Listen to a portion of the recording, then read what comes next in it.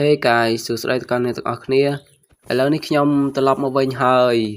គ្នាយើងប្រហែលជាឆ្ងល់ហើយថាកន្លែងនេះខ្ញុំធ្វើអីមើលទៅវាដូចជាសាំញ៉ាំពេកហើយមើលទៅកន្លែងនេះខ្ញុំមានកម្រងថាចង់បំពេញដី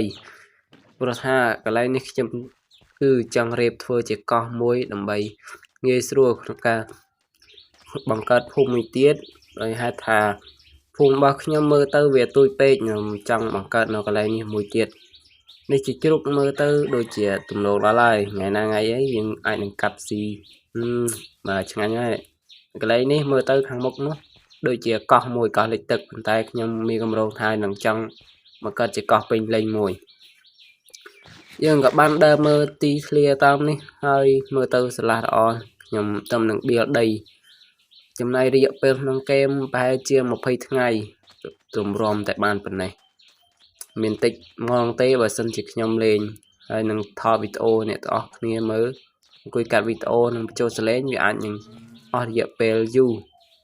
អ្នកទាំងអស់គ្នាមើលដល់ត្រឹមនេះហើយជួយចុច like ជួយចុច subscribe comment ក្រោមវីដេអូម្នាក់មួយមក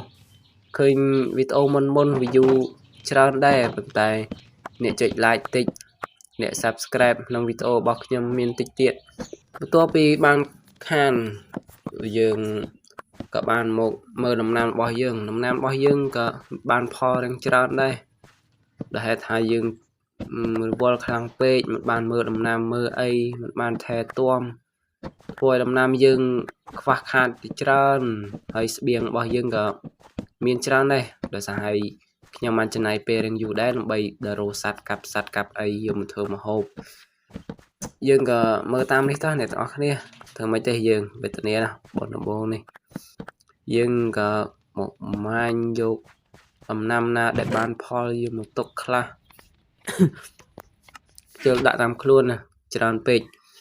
យើងក៏ដើរចេញមកមើលដំណាំយើងខាងនេះមួយទៀតគឺដំណាំស្រូវយើងក៏មើលទៅផលរៀងច្រើនដែរដោយសារខានចូលមកមើលភូមិនេះយូរហើយទុករៀងយូរដែរហើយពី3ថ្ងៃក្នុងហ្គេមគឺយើងមក clear ទៅនេះកន្លែងនេះយើងខ្ជិលកាត់វីដេអូយើងដាក់វីដេអូពេញហើយដាក់គុណ 1.5 អ្នកទាំងអស់គ្នាមើលបងប្អូនកំវល់មុខអីខ្ញុំបញ្ចូលសលេងអ្នកទាំងអស់គ្នាបានស្ដាប់ខ្លះដើម្បីឲ្យកុំឲ្យវីដេអូនេះរាងស្ងាត់ពេកធ្វើឲ្យបាត់អ្នកមើលបាត់អ្នកគ្រប់ត្រូលខ្ញុំអស់ចប់ខំធ្វើវីដេអូរាងយូរដែរតែអត់សូវមានអ្នកគ្រប់ត្រូលសោះអ្នកទាំងអស់គ្នាជួយគ្រប់ត្រូលខ្ញុំម្នាក់មួយមកជួយចុច like ចុចអីជួយមើលវីដេអូឲ្យឆាប់ចប់មើលវីដេអូឲ្យបានចាប់ផងដើម្បីឲ្យ YouTube ជំរុញវីដេអូរបស់ខ្ញុំនេះទៅកាន់អ្នកមើលច្រើនទៀតដើម្បីខ្ញុំឆាប់ល្បីឆាប់មានអ្នកមើលច្រើនឲ្យខ្ញុំមានកម្លាំងចិត្តក្នុងការធ្វើវីដេអូអ្នកទាំងអស់គ្នាមើល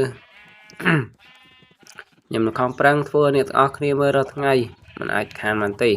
ខ្លាចបាត់អ្នកមើលបាត់អ្នកគ្រប់ត្រូលអស់ធ្វើខ្ញុំពិបាកចិត្តណាអ្នកទាំងអស់គ្នាជួយគ្រប់ត្រូលខ្ញុំផងឥឡូវនេះយើងមកដាក់ចំណីឲ្យជាមនេះមើលទៅគ្រប់ពណ៌ខ្ញុំមិនទាន់បានដាក់ពើតែមួយផងពើរៀងលេឡំគ្នាតិចហើយខានដាក់ចំណីឲ្យជាមយូរមកជាមវាខំស៊ីស្មៅស៊ីអីនឹងអស់ស្មៅទៀតហើយយើងទៅពីដាក់ចំណីជាមរួចយើងដើរចេញក្រៅមកបីមើលដំណាំយើងខាងនេះមួយទៀតការ៉ុតយើងមើលទៅមើលរៀងច្រើនហើយឃ្លាអស់មកទុកធ្វើអីដាំម្ដងទៀតដើម្បីឲ្យវាដុះមកស្អាតជាងមុនបើយើងឃើញអាមួយបានផលអាមួយអត់ទាន់បានផលមើលទៅវាអត់ស្អាតយើងដាក់ដាំទាំងអស់មកយើងដាំឲ្យបានច្រើនធ្វើម៉េចយើង solo លេងតែឯងផងមិត្តភ័ក្តិរបស់ខ្ញុំវាជប់រវល់ហើយយើងមិនដឹងធ្វើម៉េចទេយើង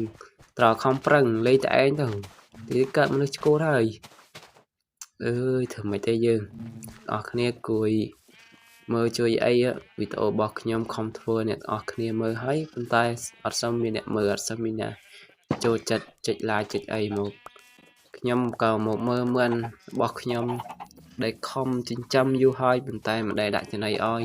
ក៏មកដាក់ចំណីឲ្យវាខ្លះទៅឃើញមិននេះទំនង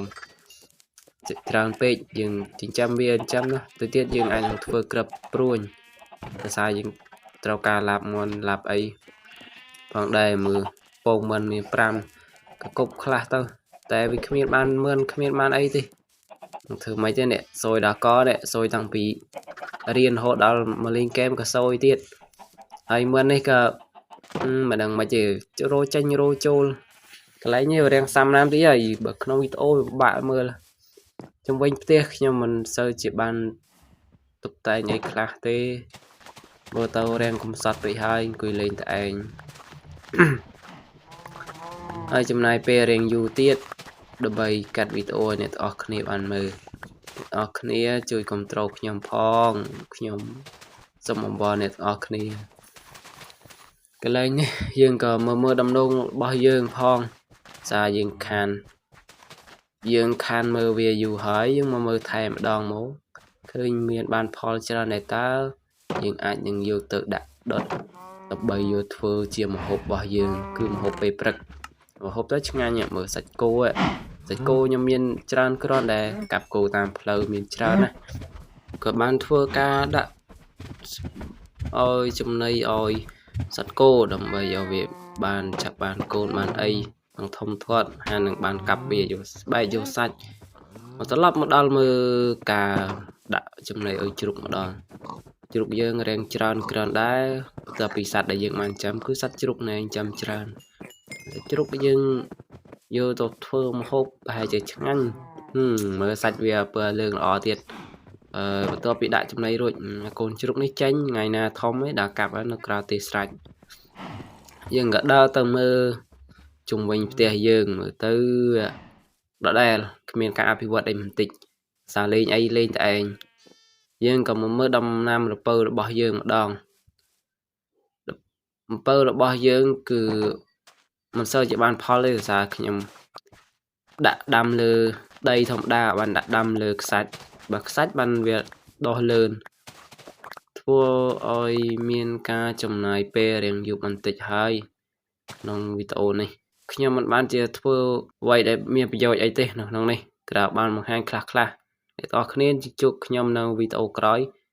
ពួកយើងនឹងជួបគ្នាវីដេអូក្រោយជម្រាបលាអ្នកទាំងអស់គ្នា